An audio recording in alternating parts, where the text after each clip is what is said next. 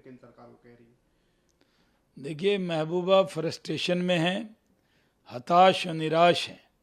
जब व्यक्ति हताश और निराश होता है तो इसी तरह की भाषा बोलने लगता है। उनको मनमोहन सिंह और कांग्रेस की सरकार सेकुलर लगती थी, तब उनको ये देश सेकुलर डेमोक्रेटिक लगता था। आज उनको ये देश सांप्रदायिक लगने लगा है। वो जिस तरह का बयान ऋषि सुनक के बनने के बाद दे रही हैं, ये उसकी मैं मजम्मत करता हूँ। ये दुर्भाग्यपूर्ण है।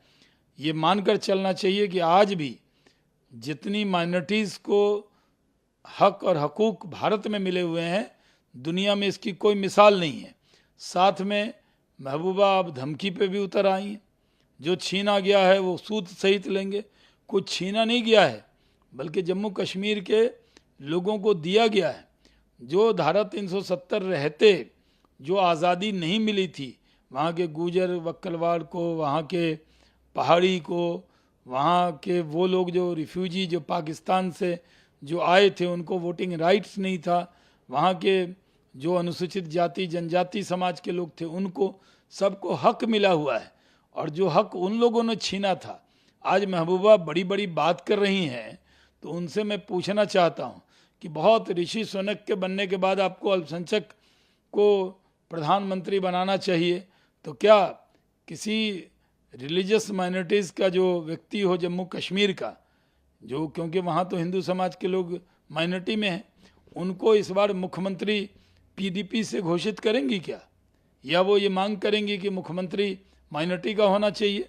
सिर्फ भाषण देने से काम नहीं चलेगा, सिर्फ बयान देने से काम नहीं चलेगा। आप बताइए, क्या आप माइनॉरिटी को वो हक देंगे जो हक आज तक जम्मू कश्मीर में नहीं मिला? सर, महबूबा अलग लेकर के भी देखिए, कुल हिंद मजलिस इत्तेहादुल मुस्लिमीन के सदर असदुद्दीन ओवैसी साहब जानबूझकर इस तरह का बयान दे रहे हैं।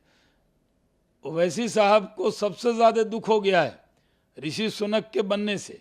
उनको लगता है कि कोई हिंदू कम्युनिटी का, जो हिंदू रिलीजन को मानने वाला व्यक्ति इंग्लैंड का प्रधानमंत्री कैसे हो गया, वहाँ का प्राइम मिनिस्टर कैसे हो गया। इसको निकालने के लिए वो खुद से कुछ बयान दे रहे हैं। अरे भाई, वहाँ पर मेयर सादिक हुसैन बने लंदन के, ऋषि सुनक वहाँ प्राइम मिनिस्टर बने, ऐसे बहुत से लोग बनते हैं वहाँ।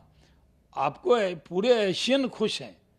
और जो लोग भी वहाँ जो स्किन के नाम पर लड़ाई होती थी, वो ख़त्म हुई है वहाँ। और हम लोगों के लिए बहुत खुशी की बात है कि एक भारतवंशी प्रधानमंत्री बना इंग्लैंड का। और जितने साल तक इंग्लैंड ने हम लोगों पर राज किया, आज हम इंडियन ओरिजिन का कोई व्यक्ति अगर वहाँ प्राइम मिनिस्टर बना है, इसको लेकर वो डायरेक्ट तो वैसी साहब ऋषि सुनक को गाली गलौज नहीं कर सकते, तो वो भारत को गाली गलौज कर रहे हैं कि भारत में नहीं बना। क्या उनको मालूम नहीं है कि यहाँ माइनॉरिटी के एपीजे अब्दुल कलाम साहब, फखरुद्दीन अली अहमद साहब, डॉक्टर जाकिर हुसैन साहब, ज्ञानी जैल सिंह साहब राष्ट्रपति बने? क्या ओवैसी साहब को मालूम नहीं कि मनमोहन सिंह 10 साल तक यहाँ प्रधानमंत्री रहे?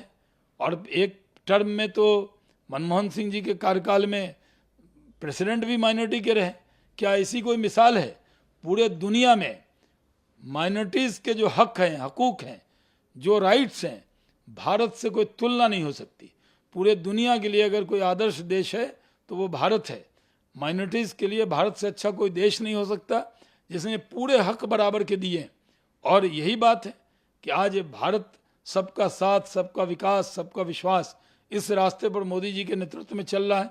तो ओवैसी साहब को मोदी जी के प्रधानमंत्री बनने पर ऐतराज था ही, अब ओवैसी साहब को ऋषि सुनक के भी बनने पर, उसका नाम ऋषि है, इससे ओवैसी को क्यों दिक्कत हो रही है, ये उनको बताना चाहिए। सर, मल्लिकार्जुन खड़गे का इस्तेमाल कर रहा है, बेरोजगार को रोजगार नहीं मिल रहा है और सिर्फ विपक्ष को परेशान किया जा रहा है। देखिए, मल्लिकार्जुन खड़गे साहब अध्यक्ष बने हैं, अभी जिन उनको जो कहा जा रहा है वो बोले जा रहे हैं। और हम ये मानते हैं कि खड़गे साहब को एक जिम्मेदारी दी गई है। हमने उनको ये शुभकामना तो दी, साथ में दुआ भी की है कि उनका हश्र सीताराम केसरी जैसा न हो। और कांग्रेसी ने जो व्यवहार सीताराम केसरी जी के साथ किया था, आज भी 24 अकबर रोड उसका गवाह है। और वही कमरा जिसमें वो बैठे हैं, उसमें केसरी जी बैठे थे, वो पल भी खड़गे साहब को याद होगा। तो वो बयान दे रहे हैं और बयान देना उनका फर्ज है, जिम्मेदारी है। अभी उनके अध्यक्ष बनते ही 2 जगह का चुनाव है, गुजरात का और हिमाचल का, और दोनों जगह बीजेपी परचम फहराएगी। और 2 जगह कांग्रेस की हुकूमत है, छत्तीसगढ़ और राजस्थान। ये दोनों जगह भी इस बार भारतीय जनता पार्टी परचम लहराएगी।